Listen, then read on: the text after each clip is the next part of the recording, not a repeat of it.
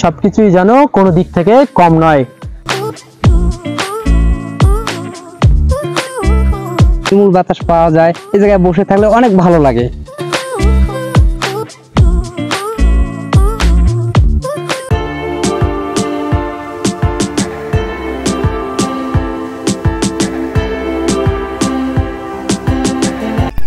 ইতিহাস ঐতিহ্যে ভরপুর আমাদের বিভাগ রংপুর। সুপ্রিয় দর্শক, আজ আপনাদেরকে নিয়ে যাচ্ছি রংপুরের একটি দর্শনীয় স্থান পীরগাছা উপজেলায়। এই পীরগাছা উপজেলায় দেখার মতো অনেক জায়গা রয়েছে। অনেকগুলো দর্শনীয় স্থানের মাঝে সৈয়দপুর ঘাগট পার বা বোল্ডারের পার সকলের কাছে সুপরিচিত লাভ করেছে। এই উপজেলায় যোগাযোগ ব্যবস্থা অনেক ভালো। বিভাগীয় শহর রংপুর সাতমাথা হয়ে পীরগাছা সহজে আসা যায়। এছাড়াও রেল যোগাযোগ বিদ্যমান রয়েছে। এই উপজেলার প্রধান সড়ক সমূহ পাকা। নদীর পাড়ে বসে নির্মল বাতাস উপভোগ করার পাশাপাশি পরিবেশ করবে মুগ্ধ এমন একটি দর্শনীয় স্থান সৈয়দপুর বোল্ডার পার। কি আছে এই বোল্ডার পারে যার কারণে ছুটে আসছে ভ্রমণ পিয়াসুগণ? চলুন আমরা নিজেরা দেখব এবং আপনাদেরকে দেখানোর চেষ্টা করব। ঐতিহাসিক ইতিহাসের খোঁজে আজ আমরা চলে এসেছি রংপুরের পীরগাছা উপজেলায়।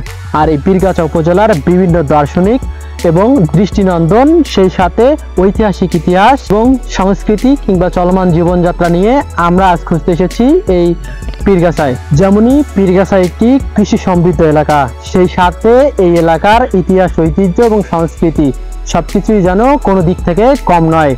তেমনি আমরা এখন যে জায়গাটিতে অবস্থান করতেছি এটি সৈয়দপুর বাজার থেকে একটু দূরে বোল্ডারের পার নামে সুপরিচিত লাভ করেছে।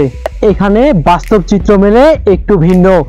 চারদিকে শুধু বোল্ডারই নয়, রয়েছে প্রাণচাঞ্চল্য জীবন। অনেকেই এখানে এসে অবসর সময় কাটাচ্ছে, আবার অনেকেই মাছ ধরে তার শখ কিংবা তার জীবিকা নির্বাহ করার চেষ্টা করছে।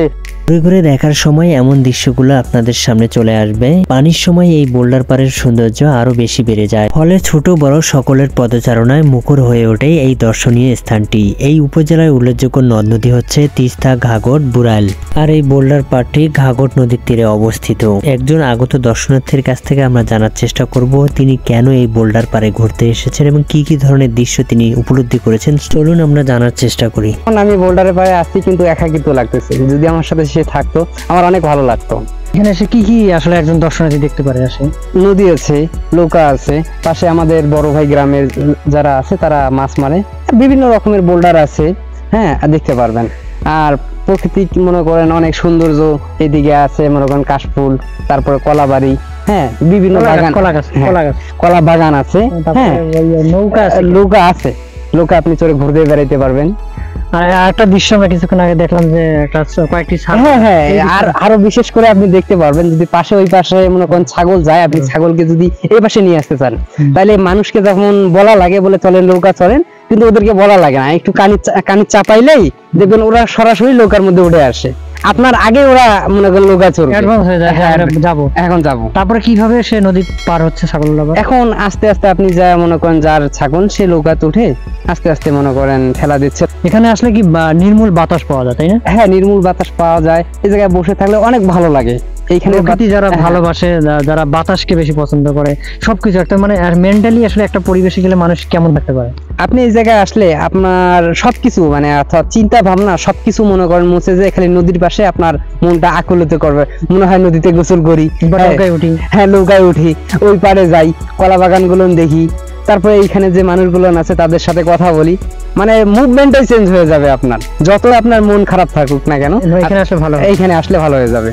ঠিক আছে ভাই, আপনাকে অসংখ্য ধন্যবাদ। আপনি আমাদেরকে অনেক সময় দিয়েছেন। আর সর্বশেষ একটা কথা বলবো, আপনি কোথা থেকে আসছিলেন? আমি মিরবাগ রংপুর থেকে আসছি। এত দূর থেকে?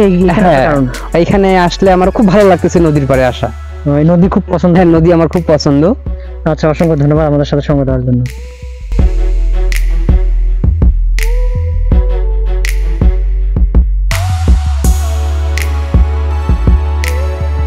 অনেক সুন্দর এবং মনোমুগ্ধকর পরিবেশ। সত্যি সেই জায়গাটিতে না গেলে কখনো বলে প্রকাশ করা সম্ভব নয়। সময় সুযোগ করে ঘুরে আসতে পারেন। পীরগাছা উপজেলায় এমন একটি দর্শনীয় স্থান। এই দর্শনীয় স্থান ঘুরে দেখার পাশাপাশি অন্যান্য দর্শনীয় স্থান ঘুরে দেখতে মিস করবেন না। ভিডিওগুলো যদি ভালো লাগে থাকে অবশ্যই লাইক, কমেন্ট এবং সাবস্ক্রাইব করে পাশে থাকবেন এবং রংপুর বিভাগের কোন জায়গাটি দেখতে চান সেটি কমেন্ট বক্সে জানাতে ভুলবেন না। অবশ্যই আমরা সেই জায়গাটি তুলে ধরার চেষ্টা করব। ধন্যবাদ আমাদের সঙ্গে থাকার জন্য। এতক্ষণ আপনাদের জানানোর চেষ্টা করলাম এই পীরগাছার বোল্ডারের পাস সম্পর্কে। আজ বিদায় নিচ্ছি, দেখা হবে নতুন একটি ভিডিওতে। কথা হবে সে জায়গার ইতিহাস, ঐতিহ্য এবং সংস্কৃতি সম্পর্কে।